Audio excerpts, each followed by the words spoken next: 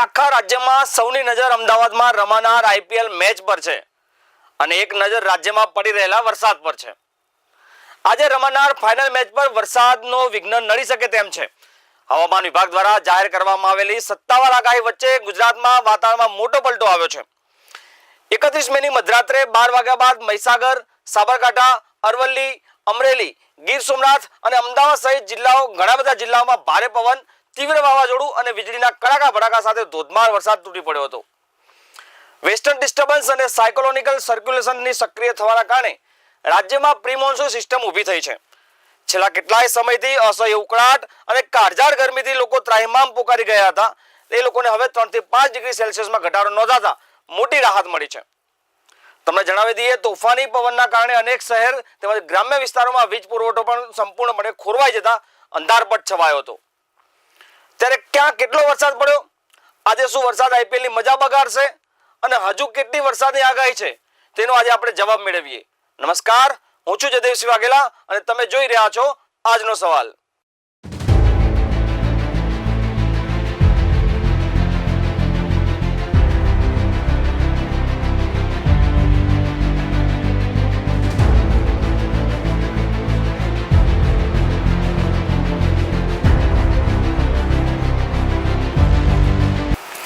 આ આકાશી આફતની સૌથી મોટી અસર રમત જગત પર પડવાની છે.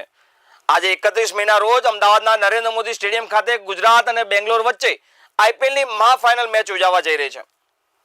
જોકે હવામાન વિભાગે મેચના દિવસે જ અમદાવાદમાં તેજ પવન અને થંડરસ્ટોર્મ એક્ટિવિટી સાથે સામાન્યથી મધ્યમ વરસાદની આગાહી કરી છે. જો મેચ દરમિયાન વરસાદ વિઘ્ન બનશે તો કરોડો ક્રિકેટ રસિકોને મજા બગડી શકે છે. તમને જણાવી દઈએ કે ગતરોજ 30 મેના રોજ મધ્યરાત્રિએ અમદાવાદમાં ધોધમાર વરસાદ વરસ્યો હતો, જેને લઈને નરેન્દ્ર મોદી સ્ટેડિયમમાં પાણી ભરાઈ ગયા હતા. ઘણા એવા દ્રશ્યો સામે આવ્યા છે જે ક્રિકેટ રસિકોને નિરાશ કરી શકે છે. તમે દ્રશ્યોમાં જોઈ શકો છો તે પ્રમાણે આખા મેદાનને કવરથી ઢાંકી દેવું પડ્યું હતું. તમને એ પણ જણાવી દઈએ કે આજે પવન 31 મેના રોજ પણ વરસાદની આગાહી અમદાવાદમાં ભારે પવન સાથે કરવામાં આવી છે, જેના કારણે સાંજે વરસાદના કારણે મેચની મજા પણ બગડી શકે છે. તમને દર્શક મિત્રો એ પણ જણાવી દઈએ કે જો આજે વરસાદના કારણે મેચ રદ થાય તો આવતીકાલ માટે એક દિવસ રિઝર્વ રાખવામાં આવ્યો છે. આવતીકાલે પણ અમદાવાદમાં વરસાદની આગાહી છે, એટલા માટે જો આવતીકાલે બી વરસાદના કારણે જો મેચ રદ થાય તો જે રીતે પોઈન્ટ ટેબલમાં આરસીબી પહેલા નંબરે છે એ પ્રમાણે આરસીબીને વિજેતા જાહેર કરવામાં આવી શકે છે. આપણે હવે સુરતની વાત કરીએ તો વહેલી સવારથી સુરતના વાતાવરણમાં મોટો પલટો આવ્યો હતો અને વરસાદ શરૂ થયો હતો. છેલ્લા કેટલાય સમયથી અસહ્ય ઉકળાટ અને કાળઝાળ ગરમીથી લોકો ત્રાહિમામ પોકારી ગયેલા હતા.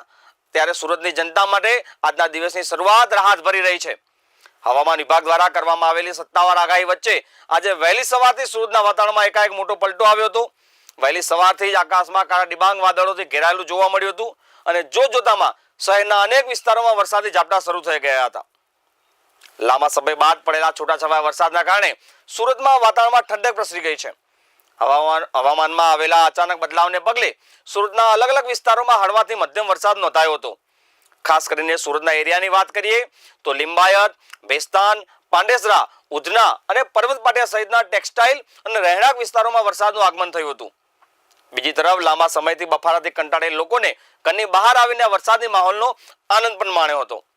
હવે યાત્રાધામ અંબાજીની વાત કરીએ તો ઉત્તર ગુજરાતના યાત્રાધામ અંબાજી મંદિરમાં શનિવારે એટલે કે ગત રોજ અચાનક વાતાવરણમાં મોટો પલટો જોવા મળ્યો હતો.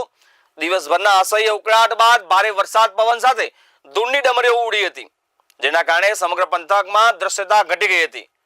મળતી માહિતી પ્રમાણે અંબાજી અને આસપાસના વિસ્તારોમાં વીજળીના ચમકારા સાથે મોડી સાંજથી તીવ્ર પવન ફૂંકાયો હતો. ધૂળની ડમરીઓ ઉડતા લોકોને તાત્કાલિક મુશ્કેલીનો સામનો કરવો પડ્યો હતો. ખાસ કરીને રસ્તા ઉપર વાહન ચાલકોને ભારે હાલાકી ભોગવવી પડી હતી. જોકે અચાનક બદલાયેલા હવામાનના કારણે લોકોને લાંબા સમયથી ચાલી રહેલી ગરમીમાંથી આંશિક રાહત મળી હતી.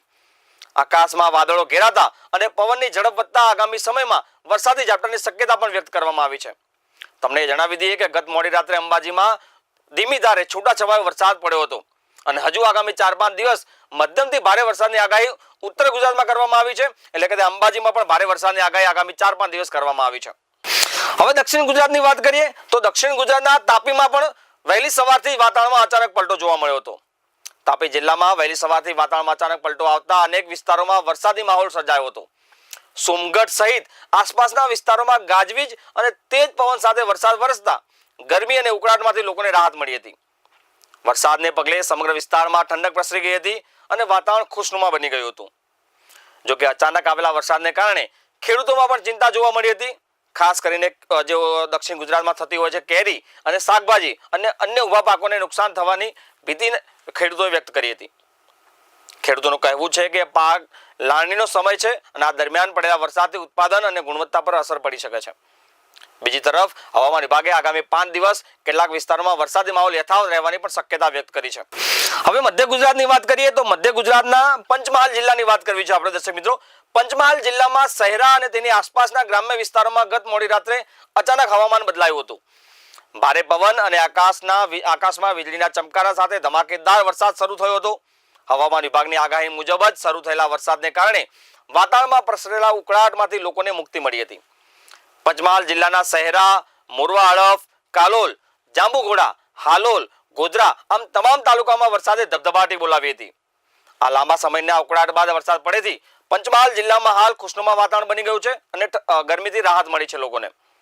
હવે આપણે મધ્ય ગુજરાતના વધુ એક જિલ્લાની વાત કરી લઈએ તો મધ્ય ગુજરાતના વધુ એક જિલ્લા વડોદરાના સાવલી પંથકમાં ગત મોડી રાત્રે અચાનક વાતાવરણમાં પલટો આવ્યો હતો અને વીજળીના કડાકા ભડાકા સાથે વરસાદી ઝાપટા શરૂ થયા હતા.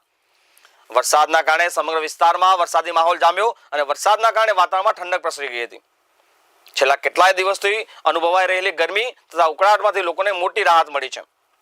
ઠંડા પવનો ફૂંકાતા હવામાન ખુશનુમા બન્યું હતું. સમગ્ર પંથકમાં આનંદની લાગણી જોવા મળી છે વરસાદના કારણે.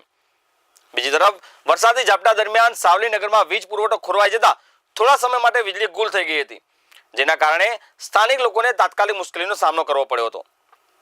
દર્શક મિત્રો, તમને જણાવી દઈએ કે રાજ્યમાં આગામી દિવસમાં 50 થી 60 કિલોમીટર પ્રતિ કલાકની ઝડપે પવન ફૂંકાવાની અને વીજળીના કડાકા ભડાકા સાથે હળવાથી મધ્યમ વરસાદની આગાહી કરવામાં આવી છે, જેમાં ખાસ કરીને કરા પડવાની હવામાન વિભાગે આગાહી વ્યક્ત કરી છે.